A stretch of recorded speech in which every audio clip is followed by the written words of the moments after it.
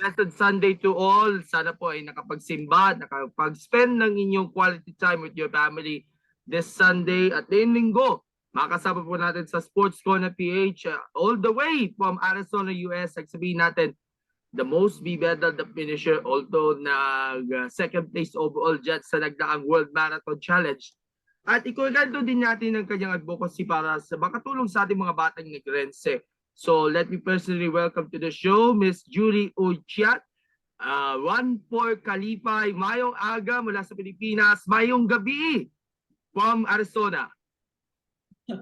Thank you, and good morning and happy Sunday, and thank you again for inviting me on your show. I really appreciate the opportunity to share my story. Salamat po at glad to have you on our program. I know nakapag-dinner ka na at may mga interviews ka prior to that. There's actually an interview with a running group earlier this evening. Pero thank you for giving us the time to do an interview with us for Sports Corner PH. Pero bago tayo dumako sa ating Q&A, kamusta na po kayo dyan sa Phoenix, Arizona? How do you doing right now? Okay naman. So I'm just taking it easy kasi it's been crazy masyado yung schedule ko last year preparing for the races. So medyo taking it easy now and spending time with friends kasi na-sacrifice ko rin yun during training. There's a lot of things na hindi ko nagawa because I was very busy. So now we're gonna see friends later. I started riding my bike again kasi for a while I wasn't able to do that, you know. So I've been doing things that I haven't done last year because of my training talaga for the World Marathon Challenge. Okay, for the information of our viewers, si Julie po ay nakabase po ngayon sa Phoenix, Arizona, US for about 3 decades now. Pero she is actually born in Sagay, Negros Occidental. Kaya malapit sa puso yung Negros. And of course, your dreams and aspirations for some of the athletes, including the running community, is to play at the World Marathon Majors or even the World Marathon Challenge.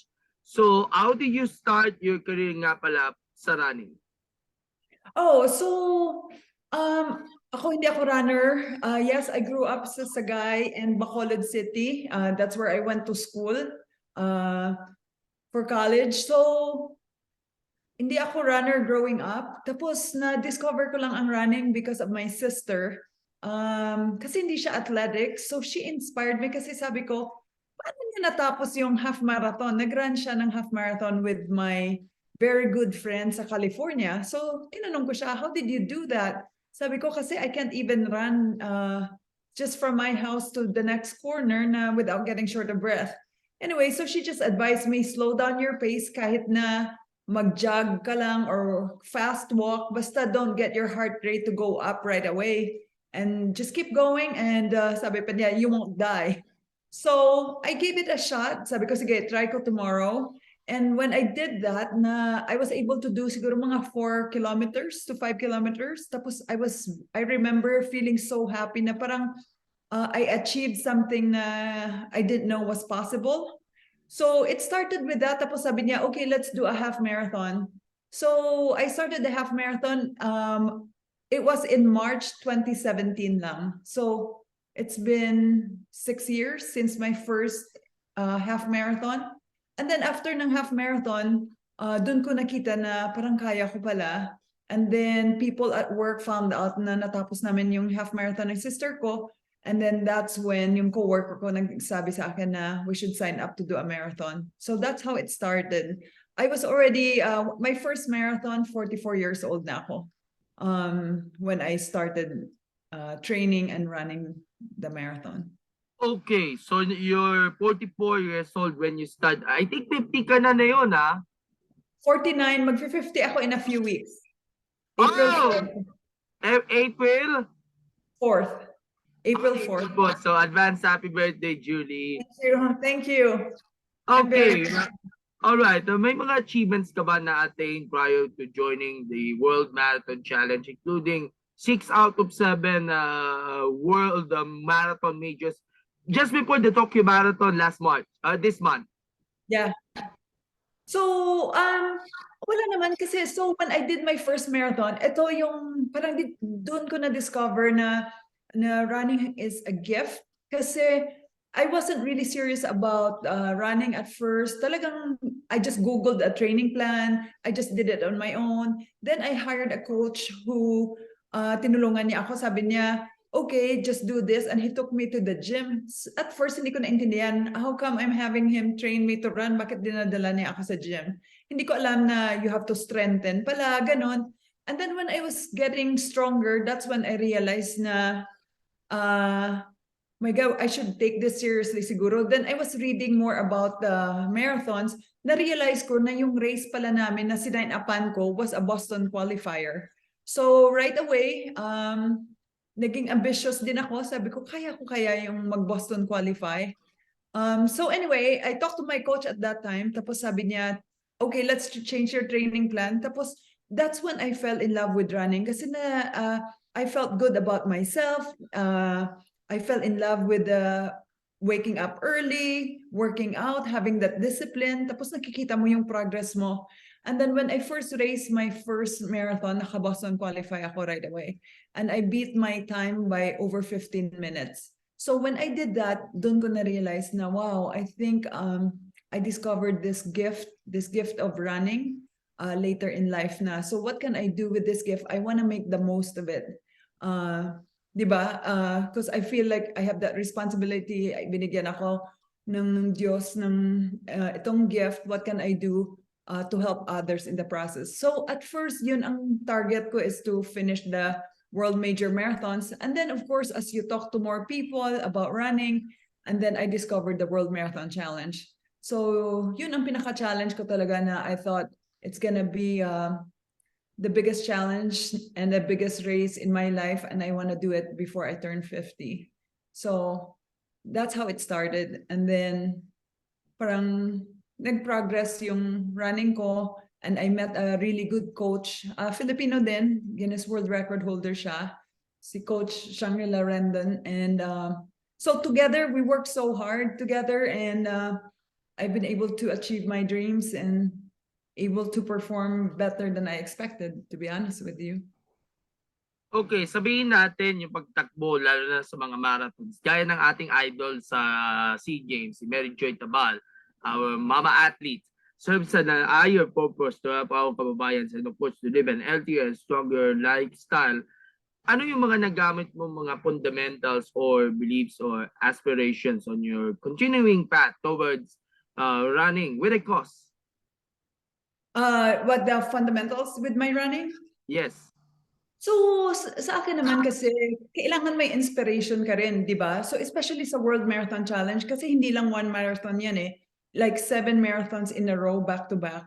So, that's why na I reached out to Kalipay Negrense Foundation kasi parang gusto ko na it's not gonna be just an individual accomplishment. Gusto ko, I wanna dedicate my run to something greater than myself na I want it to be more meaningful.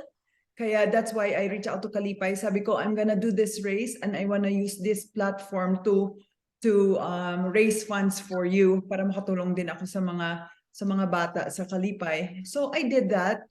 And so parang to me, it's very important na you know your why, na alam mo why are you doing this, and then you commit. So ang hard work ko is because I'm committed to Kalipay, I'm committed to yung mga donors na nag-donate sa fundraising ko. Siyempre, hindi naman pwede na magtamad-tamad ako sa training, right? And then, I'm committed also to being the best version of myself. And then, ang coach ko naman, I know na she is the best coach for me, and she's gonna help me get to what I need to accomplish. So I just follow her training regimen. She believes in body maintenance, strengthening, you know, going to the gym, not just running. Hindi lang naman pwede run ng lahat kasi you have to avoid injury din. So we do a lot of yoga also. And then just having proper nutrition after your training and rest. So those are the things that I do in preparation for big races and my running. I hope I answered your question. Speaking of Kalipay, na-touch ka ba dun sa istorya ng mga bata na under the care of Kalipay Negrense Foundation? And of course, knowing that because of their stories, you are serious, you are ready going into the World Marathon Challenge, which is one of the dreams and aspirations for an athlete like you. Yeah. Oh, syempre. So, in a big way, kasi obviously I'm from Negros, right? One time, yung sa foundation namin sa work, dinala ko yung mga co-workers ko galing dito sa US, dinala ko sila sa Bacolod, and we went to visit Kalipay. And then when we visited Kalipay, of course, you see all the kids, and it was in December, so they did a show for us. You know, they sang Christmas carols. Doon ko talaga, parang iyak kami lahat when we were there kasi, you know, just in the back of your mind, you know parang what they've been through sa buhay nila, ang bata pa nila, tapos they need attention, so we were hugging them and all that. So alam ko talaga na when I want to do something big in my life, gusto ko sila talaga ang tutulungan ko. So that's why I reach out. And then nag-visit kami sa kanila nung December lang. And then again, I learned more ng mga stories nila, mga iba-ibang stories nila. And I trust Kalipay kasi when we go there, makikita mo talaga na tinitake care nila yung mga bata, ang linis ng rooms nila, ng where the kids live. Talagang mahusay yung the way they take care of the kids. So that's why na talagang wholeheartedly yung pag-support ko sa kanila. And very lucky din ako na yung mga friends ko, mga co-workers ko, right away nagbigay sila ng malalaking donation for Kalipay. So I'm very happy na we were able to raise talagang big amount to give Kalipay. Okay, right now you are currently a nurse, di ba? Yeah. In ensign service. Yeah. Yeah. So you want me to talk a little bit about that? Yes po. A little bit about your current job as a nurse. Yeah. So that's the reason na pumunta ako dito sa Amerika, obviously, right? Like after ko nag-graduate ng nursing school sa Bacolod, I was in University of St. LaSalle. I came here right away as a nurse. And itong current company ko, Ensign Services, I've been with them 21 years na. So I'm more into leadership. So yung role ko is more like developing leaders, yung mga directors of nursing sa facilities.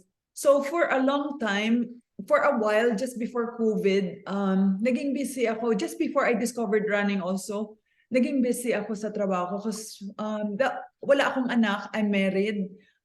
So at that time, yung talagang naging focus ko yung trabaho ko, yung career ko. And so for 4 years, I was covering 7 states in the US kasi yung nursing homes namin, we have about 285 na I think as we speak all over the US. So I was covering 7 states. So busy talaga yung schedule ko. Like I was flying to 3 different states sometimes in 1 week.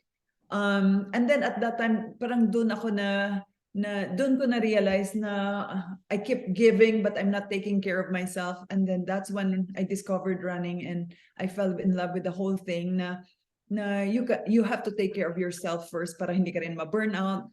And then you're a better employee, you're a better wife, you're a better friend, a better sister to other people around you. So yun. So now, what I do, hindi na ako nagta-travel sa 7 states. Andito na ako sa Arizona na lang. So I'm just helping and supporting yung leaders namin. We have 35 nursing homes here in Arizona.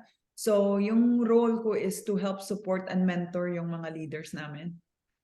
Pero kahit ginagampanan mo yung trabaho mo na pagiging nurse or sabihin natin medical frontliner, paano mo binabalance yung oras in training and preparation for the World Marathon Challenge? And how do you prepare for it and keeping your condition at a faster pace? And of course, this was originally by October ito magaganap. Pero Yeah. was moved by January, kaya there will be a more ample time for preparations there. Yeah. So, don't get me wrong, talagang napaiyak ako nung na-postpone kasi napapagod ka na rin sa training and naka-peak na kami ng coach ko nung August. Like, she made me run 6 marathons in 8 days. So, syempre napagod ka na rin by that time. But anyway, talking about schedule, kasi yun, very important yun, di ba?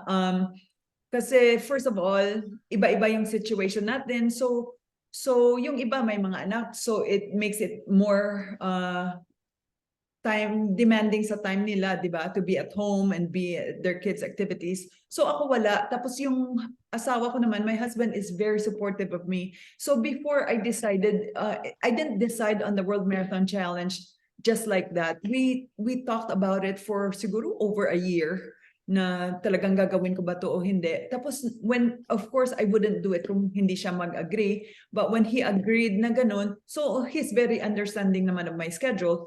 So for the work part naman, understanding din yung trabaho ko. Kasi I've been with the company for a long time. Parang they're like work family ko na rin. So I told them this is gonna be a big race for me. It's gonna demand a lot of my time sa training and all that. Pero hindi ko pa rin papabayaan yung trabaho ko. They're just very flexible with my schedule. So I wake up early. Masyadong early pa ako. Siguro during training, mga 4 o'clock or before 4 a.m. gising na ako. And then I start working out, running or whatever I need to do for the day, mga 4:30. And then tapos na ako by 7:30. Then I have breakfast and get ready to do my work and all that.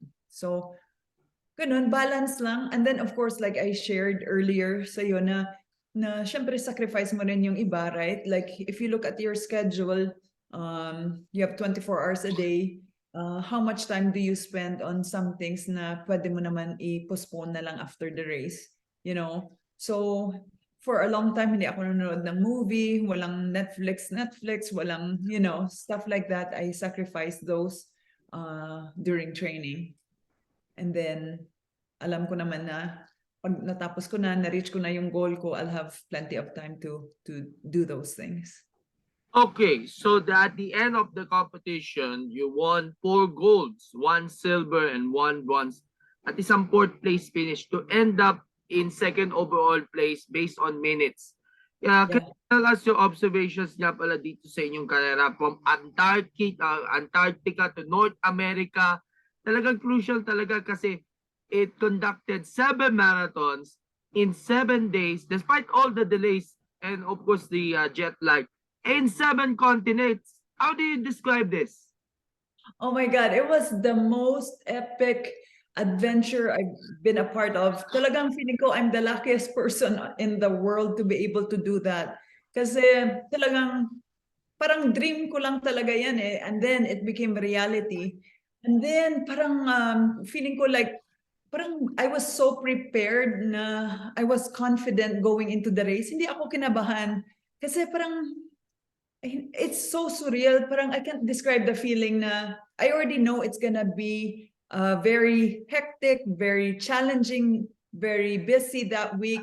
Tapos during the pre-race briefing ng director namin, ng race director, he already said na you have no control of time.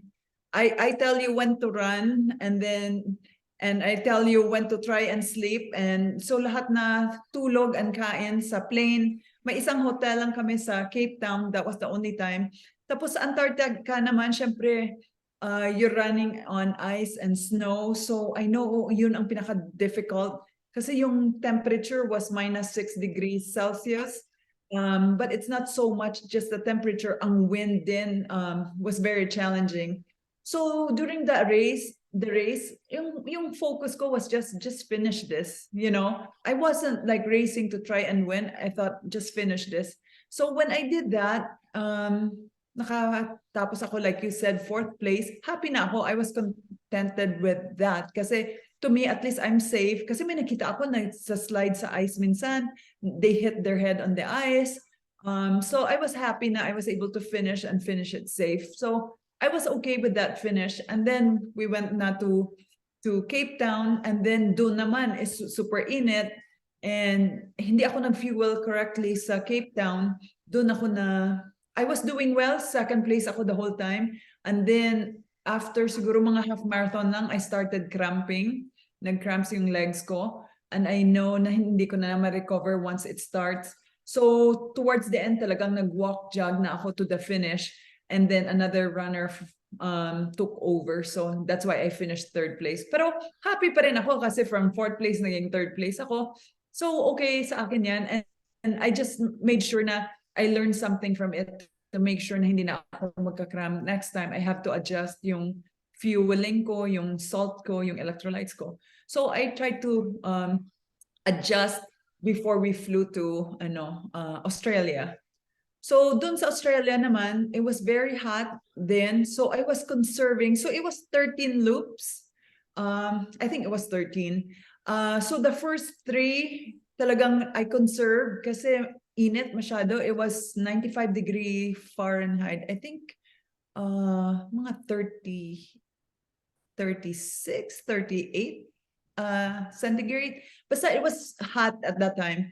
So nag-conserve ako, and then when the sun started setting, I felt good kasi it was cooler na. I was running my best. I was so happy. I remember crying after the race kasi I called my husband. I left him a voice message. Umiyak pa ako kasi sabi ko, for the first time, I felt so good. Like I ran so well. Pero before I finished the Australia, yun, may isang race crew. Madilim na kasi, so hindi ko nakita kung sino yun. But he yelled for me, sabi niya sa akin, yung lead is only 2 minutes ahead of you, chase her. So nung sinabi niya yun, while I was running, sabi ko, wow, bakit, like he is rooting for me, bakit ako, ganon. So anyway, when I finished second place, okay na sa akin yun, kasi from fourth, third, second, syempre happy ako. And then we went to Dubai, on the plane to Dubai before we landed. Yung sabi ko sa iyo na feeling ko he was my angel. He looked for me on the plane. Hindi ko pa nga siya kilala I didn't even know his name at that time. Sabi niya na sa akin, did you know na ikaw yung you were the fastest 10 loops? The first 3 loops lang, sabi niya, you were so slow. Why were you slow? Sabi ko, because yun nga, nag-cramp ako the day before, so I was conserving kasi mainit. But anyway, so in the last 10 loops, sabi niya, you were the fastest of everybody, female. Sabi ko, wow, I didn't know that. So sabi niya, next time when we land in Dubai, sabi niya, you're gonna race to win. So at that time, parang na-inspire ako na, wow, he believes in me before I even believe in myself. So when we landed in Dubai, yun, when the race started, talagang I pushed to win. So I started racing as fast as I could. Tapos yung angel ko nga, tinatawag ko siyang angel because he really was my angel. He was there for me, telling me, hey, you're ahead of her by 2 minutes, or hey, you're extending the lead. What do you need? Water or anything I need, he would grab it for me and run it to give it to me. And so anyway, he was really there for me to help me win, and I won, and he was happy. I was happy also. So that was, of course, very special for me because out of all places, my first win was in Asia, in Dubai, and then there were also 2 Filipinos there at the aid station. So it made it more special na wow, I'm in Asia, I won first place, and I have these 2 Filipinos with me also who congratulated me after the race. So it was a special time for me. And then yun na, and then from that win, parang I told myself, okay, from now on, parang nagbilib na ako sa sarili ko na from here on, you're gonna race to win. And then before we landed Madrid na yung 5th race, yun, doon din yung angel looked for me again on the plane. Sabi niya, same strategy again today, run to win. Sabi ko, okay. So I did the same thing in Madrid, and then nahulog pa ako. I fell in Madrid. I have a big wound sa left elbow ko and left knee, but I got up. It was bleeding. Sabi ko, as long as I'm not hurt na talagang serious, I didn't break any bone, tatapusin ko to, and I'm gonna give it my best kasi I have opportunity to win this again. And I did, and I finished first place again sa Madrid. And then we went to Brazil.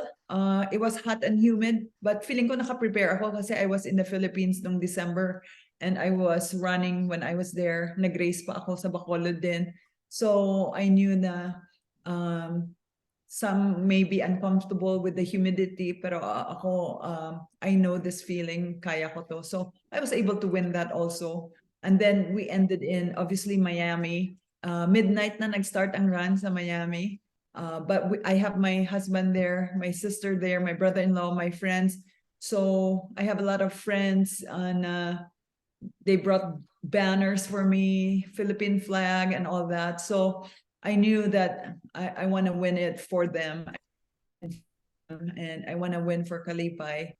So I gave it my best, and then I was lucky enough to win the last race also. So yun. Ayun, ang hirap talaga from one country, lilipat ka to another country, and the nervous, stress, pagod, changing weather condition, jet lag, and other challenges you have endured during the race. But of course, with the help, sabihin natin, angel, ang El na bumaba mula sa langit. How do you overcome it to perform at the very best? What's that? How do you overcome it to perform at the best with the help of that angel? Yeah, so the angel, so you know what, Gab, I think really what helped me is the positive attitude, yung mindset ko. Like, kasi nakikita ko na towards the end of the race, like you said, napapagod, walang tulog, pagod na, right? Yung mga kasamahan ko na mga runners, you can tell, nagko-complain na, parang hindi na sila happy kasi pagod na lahat. Pero ako wala kasi I'm so happy na, oh my God, this angel believes in me. Like parang I'm determined. Parang nothing bothered me. Mga jet lag, hindi ko na in-entertain kasi I was just there, focused and determined to give it my best sa next race, ganun. So to me, a lot of it was my mental kasi mental is very important. So when you're mentally, you're positive, na I focus on the positive things around me, and it helped me when I'm running. Parang ang easy, parang yung flow is easy. It's almost like I feel na the whole universe wants me to win. Tapos yung mga messages din from all the Filipinos all over the world for me, my family, my friends, everything, all of that. When I'm running, I think about all of those. I think about Kalipay. Parang happy ako when I was running. I was really happy. I didn't even think about being pagod or no sleep. It didn't bother me. So I think all of that helped put me in a good place. My heart is in a good place. My mind was in a good place. And then yun nga, I think all of that helps sa performance ko. Ate Julie, medyo napasarap yung usapan, pero pwede tayo mag-part 2 ngayon. We will have a 2 to 3 minute interval muna para makapag-anda tayo ng tanong, because marami pa akong mga questions na we wanted to ask you. Pwede? Okay. Okay. Okay, we will be right back in a while.